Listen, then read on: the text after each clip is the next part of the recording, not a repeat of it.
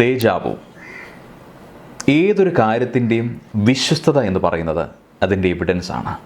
അതായത് ഒരു കാര്യത്തെക്കുറിച്ച് പ്രൂവ് ചെയ്യാൻ പറഞ്ഞാൽ ഒരാൾക്ക് മറ്റുള്ളവരെ കൺവിൻസ് ചെയ്യാൻ സാധിക്കുന്ന തെളിവുകൾ ഉണ്ടാവണം. അങ്ങനെ തെളിവുകളോടുകൂടി എക്സ്പ്ലെയിൻ ചെയ്യാൻ പറ്റുന്ന കാര്യങ്ങളെയാണ് സയൻസ് എന്ന് പറയുന്നത്.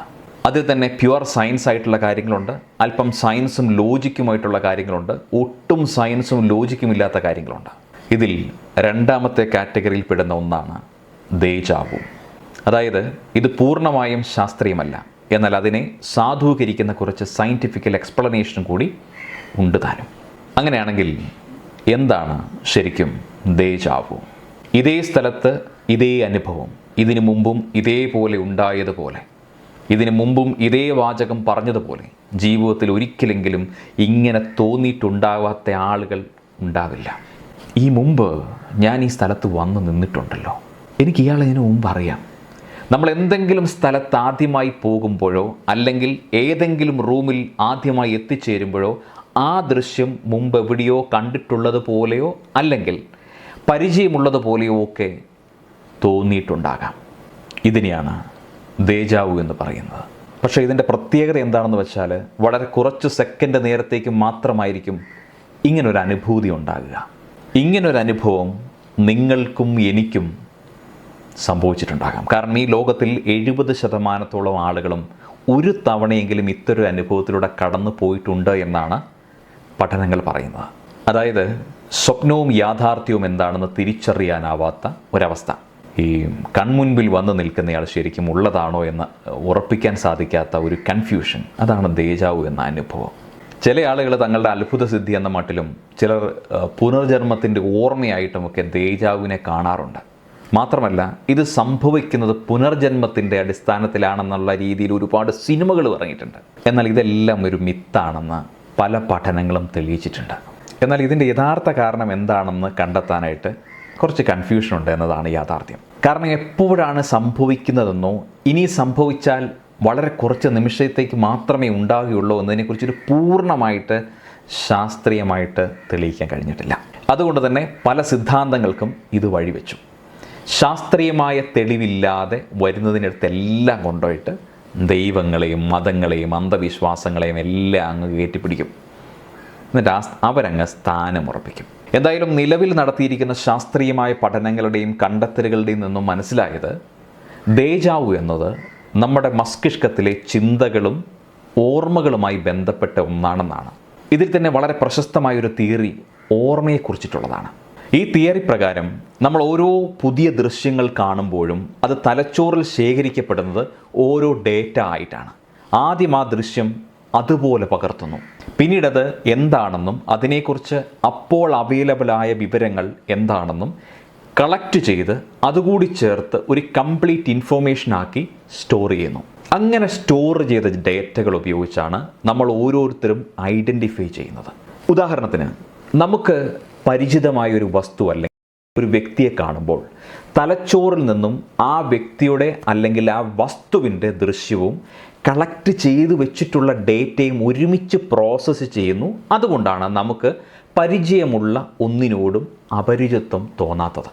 നമ്മളൊരു യാത്രയിലോ അല്ലെങ്കിൽ തിടുക്കത്തിൽ എന്തെങ്കിലുമൊക്കെ ചെയ്യുമ്പോഴൊക്കെ ചിലപ്പോൾ പുടുന്നനെ ഒരു ദൃശ്യം നമ്മുടെ കണ്ണിൽ പെട്ടു വന്നിരിക്കട്ടെ. ഒരുപക്ഷെ ആദ്യമായിട്ടായിരിക്കാം അങ്ങനെയൊന്ന് നമ്മൾ കാണുന്നത്.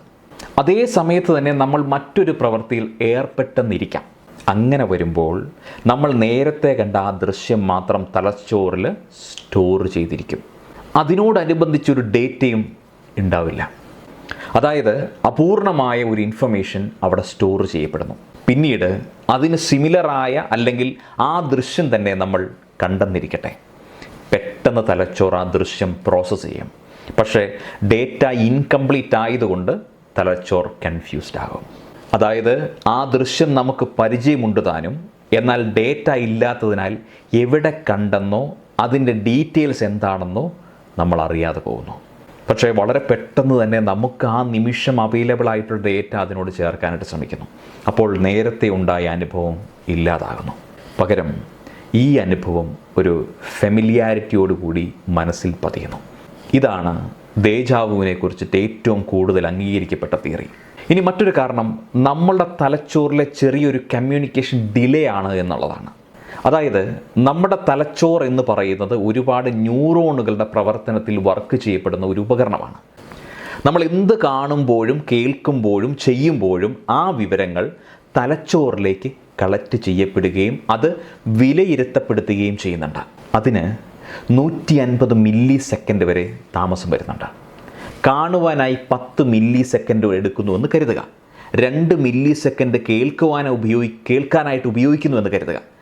100 മില്ലി സെക്കൻഡ് തൊടുന്നതിന് അറിയുവാനായിട്ട് ഉപയോഗിക്കുന്നത് കരുതുക. അതുപോലെ നമ്മുടെ തലച്ചോറ് ഓരോന്നും പ്രോഗ്രാം ചെയ്തുകൊണ്ടിരിക്കുകയാണ്. അതിൽ കൂടുതലായോ കുറവായോ അവിടെ കൺഫ്യൂഷൻ ഉണ്ടാകാം. അതിൽ കൂടുതലായാലോ കുറവായാലോ അവിടെ കൺഫ്യൂഷൻ ഉണ്ടാകാം. അതായത് നമ്മളൊരു സീൻ കാണുമ്പോൾ ആ സീനിൻ്റെ രൂപം വിലയിരുത്തുന്നത് തലച്ചോറിൻ്റെ ഒരു ഭാഗമാണെങ്കിൽ അതിൻ്റെ നിറം വിലയിരുത്തുന്നത് മറ്റൊരു ഭാഗമാണ്. ആ ദൃശ്യം പരിചയമുള്ളതാണോ എന്ന് നോക്കുന്നത് മൂന്നാമതൊരു ഭാഗമാണ്. അങ്ങനെ നമ്മുടെ തലച്ചോറിൻ്റെ പല ഭാഗങ്ങളാണ് ഓരോന്നും വിലയിരുത്തുന്നത്. അതെല്ലാം അറ്റ് എ ടൈം ഒരുപോലെ പ്രവർത്തിക്കുമ്പോഴാണ് നമ്മുടെ ബ്രെയിൻ പ്രോപ്പറായി ചിന്തിക്കുകയും വർക്ക് ചെയ്യപ്പെടുകയും ഒക്കെ ചെയ്യുന്നത്. എന്നാൽ ചില സമയങ്ങളിൽ ഇതിലേതെങ്കിലും ഒന്നിന് മറ്റൊന്നിനേക്കാൾ വേഗത ഏറിയാലോ അല്ലെങ്കിൽ വേഗത കുറഞ്ഞാലോ ദേജാവു ഉണ്ടാകാം.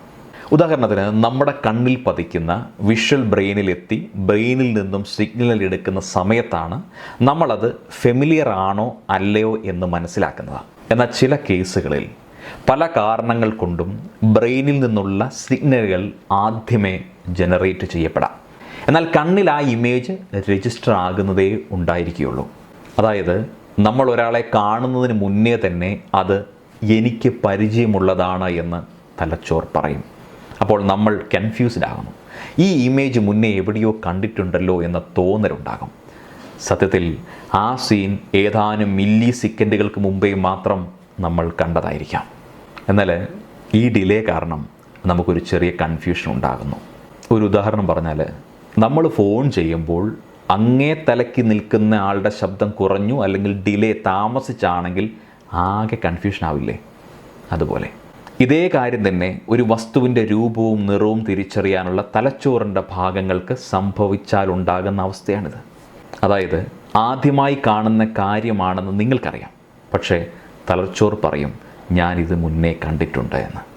അതുകൊണ്ട് തന്നെ ദേജാവു എന്ന് പറയുന്നത് നിങ്ങൾക്ക് സംഭവിച്ച കാര്യമോ കഴിഞ്ഞ ജന്മത്തിലെ ഓർമ്മകളോ ഒന്നുമല്ല എന്ന് മനസ്സിലാക്കുക. അത് നിങ്ങളുടെ ആദ്യ അനുഭവം തന്നെയാണ്. പക്ഷേ നിങ്ങളുടെ ബ്രെയിൻ നിങ്ങളെ ഒന്ന് പറ്റിക്കാൻ നോക്കുന്നു എന്ന് മാത്രം. ദേജാവു എന്നൊരു തോന്നൽ മാത്രമാണ്. അതുപോലെ സാധാരണവുമാണ്. അനാവശ്യമായ അന്ധവിശ്വാസങ്ങളിലും സ്യൂഡോ സയൻസിലും പെട്ട് ഇതിനെ കോംപ്ലിക്കേറ്റഡ് ആക്കാതിരിക്കാനായിട്ട് ശ്രമിക്കുക. Have a great day. Think positive. By.